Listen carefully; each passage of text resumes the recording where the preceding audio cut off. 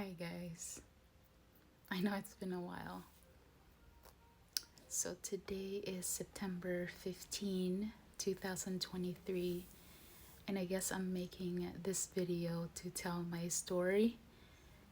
And this whole thing started when we went to stay at my parents-in-law for 2 nights on September 2, and then we came back home September 4.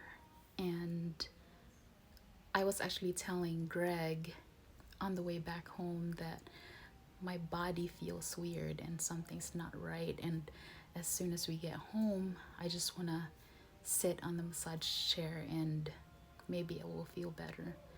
So as soon as we got home, I sat on the massage chair and I did fall asleep. But when I woke up, I had a really high fever. And it just started from there. Like my fever would go up and down, up and down. It's like a hamster wheel. And we couldn't figure out what's going on with me. And Greg has been bugging me for us to go to the hospital, but same thing that I was telling ate. Because she has been kinukulit niya ako for me to go to the hospital. But I gave the same answer to Greg that I really don't like the hospital. September 11, I somewhat felt better. And so I decided to drink coffee, and I guess it boosted my energy temporarily. I even made a ukulele birthday greeting for a friend that day.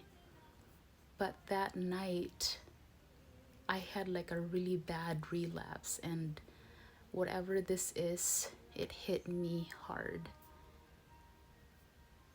On the 13th, it was really different. I mean, my fever would be ranging from 100 to 107. Sometimes I'm so hot that the thermometer would just say the word high. So on the 13th, that's when Greg said, we need to go take you to the ER because my fever reached 107 again. When we got to the ER, it was really scary. Like right when we came into the entrance, I was like, oh my goodness, Greg, let's go back home. It was like a war zone in there, and I've never felt so scared because the only time that I would stay at the hospital is when I'm giving birth, and that was like years ago because our youngest just turned 6 years old. So when we were there and we got checked in and they already took my urine sample, I don't know if it's right for me to say this, but I didn't feel safe waiting inside with all the patients, knowing that my condition is very sensitive.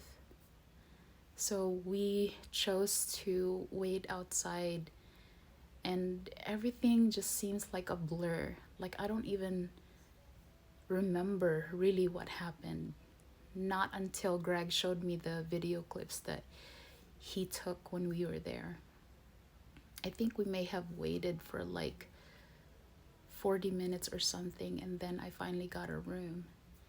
And on the way to it's really funny too because right when I was gonna be moved to a room, Greg saw like a perfect spot just right in front of the ER entrance.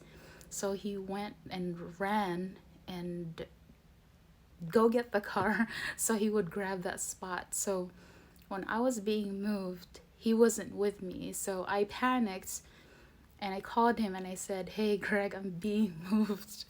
And he was like, oh boy. So I was like asking the nurse, I said, is it possible for us to wait for my husband? And he's like, no, I gotta take you. Excuse me. I gotta take you in. But then before that, we actually already spoke with the nurse.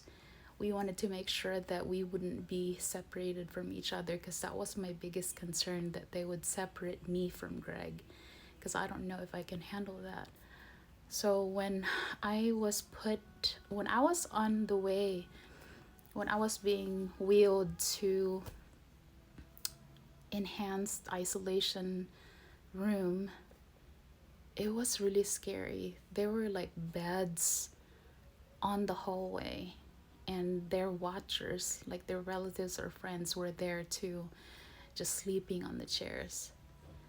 So we got in there, and they did an x-ray, they did a blood test, and then 2 doctors came to talk to me. The first one, I actually like her. It seems like she was very optimistic. The second one, I'm not so crazy about, because I felt like she was trying to keep me there, and my intention, the goal there was to not stay excuse me, not stay at the hospital. So we stayed there till 5 o'clock in the morning. Well, we got home at 5 o'clock in the morning. And for days before I even, before the whole hospital situation, I have been crying, because for people who are immigrants, Filipinos like me, whose relatives are back in the Philippines, the saddest part when you're here abroad is when you're not feeling well, or when it's Christmas. And I'm just really, my heart is full of gratitude and gratefulness for all the love and support. It's so overwhelming. I don't even know all of you guys, but thank you for giving me the courage to keep going. There are days when I'm just like, it's too much. I feel like my brain's gonna get fried. I'm just so hot, I couldn't sleep. And shout out to Ali Mirna. She's been with me the whole entire time. When I message her, she's always there to respond. But I'm doing my best. And so we came home at 5 o'clock in the morning. My condition is still the same. My fever is still up and down, but at least I'm now taking antibiotics. And I guess you can learn from my situation. If something doesn't feel right, especially if it's been over 3 days, that you should really go see a doctor, because we wouldn't have figured it out on my own. Because no matter how much we get my temperature, my fever down, it would always go back up, because apparently the virus attacked my kidneys, and so I have kidney infection. And I broke out with this really terrible rashes on my legs that has now crawled up to my back and my arms.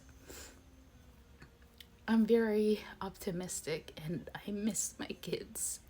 I think the hardest part for me is I can't even hug my kids. 2 of my kids had a birthday when I was sick, and I couldn't even hug them to say happy birthday. I miss the hugs and kisses of my youngest. So when he comes to me, I just say, Naya, Papa, Mommy's sick.